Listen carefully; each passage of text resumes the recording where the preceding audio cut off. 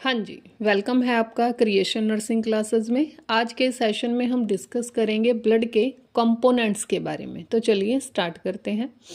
तो जो ब्लड है वो क्या है, एक कनेक्टिव टिश्यू है। तो ब्लड क्या है, एक कनेक्टिव टिश्यू रहता है जिसमें क्या होता है, ब्लड के अंदर प्लाज्मा मतलब जो लिक्विड है, प्लाज्मा पाया जाता है। और इसके साथ ही बहुत सारे एलिमेंट्स, ब्लड के एलिमेंट्स पाए जाते हैं जिसमें आरबीसी, डब्ल्यूबीसी, प्लेटलेट्स, न्यूट्रोफिल्स वगैरह इंक्लूड होते हैं। तो जो अपना ब्लड रहता है ह्यूमन बींग्स का, उसमें क्या है, प्लाज्मा पाया जाता है 55% एंड जो आरबीसीज हैं वो होती हैं 45%। तो अगर बात करें इसके फंक्शंस की, तो ब्लड का मेन काम क्या है, ट्रांसपोर्ट करना। किस चीज़ को ट्रांसपोर्ट करेगा भैया, ऑक्सीजन को ट्रांसपोर्ट करेगा, कार्बन डाइऑक्साइड को करेगा, न्यूट्रिएंट्स को करेगा, कुछ हॉर्मोन्स को करेगा। तो ब्लड मेजर रोल प्ले करता है ट्रांसपोर्टेशन में। इसके अलावा क्या करता है, ये हमारी बॉडी के टेम्परेचर को और पीएच को रेगुलेट करने का काम करता है। और जो सेल के अंदर अपने वाटर कंटेंट्स होते हैं उन्हें भी रेगुलेट करने का काम करता है।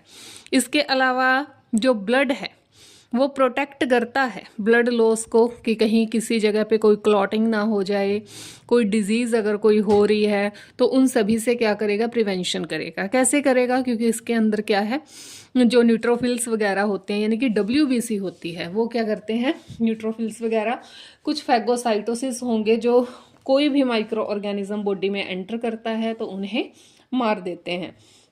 तो अगर टोटल बॉडी वेट में देखें तो टोटल जो अपनी बॉडी का वेट है उसके अकॉर्डिंग जो ब्लड है वो होता है 8%।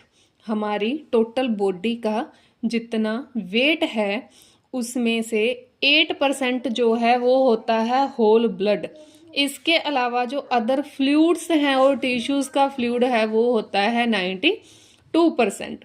तो अब जो अपना होल ब्लड है 8%, इस 8% में से जो ब्लड के अंदर ब्लड प्लाज्मा है और एलिमेंट्स हैं वो कितने होंगे, 8% में से 55%। अगर अपने 8% को डिवाइड करें तो 8% का भी 55% क्या है, ब्लड के अंदर प्लाज्मा रहता है और 45% क्या है, इसमें अदर एलिमेंट्स पाए जाते हैं।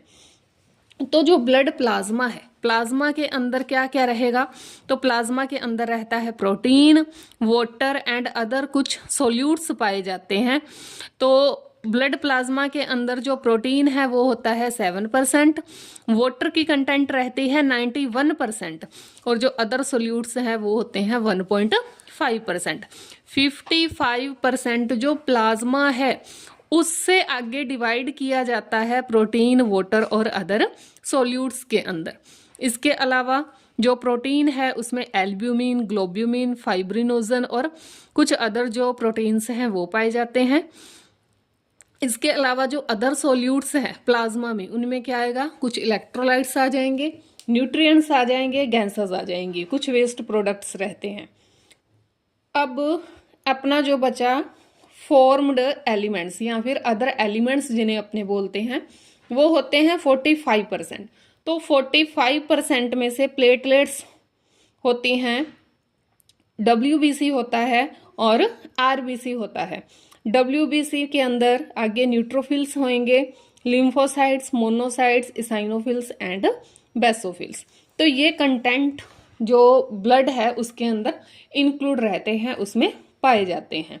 तो ये था हमारा आज का content. Thank you so much.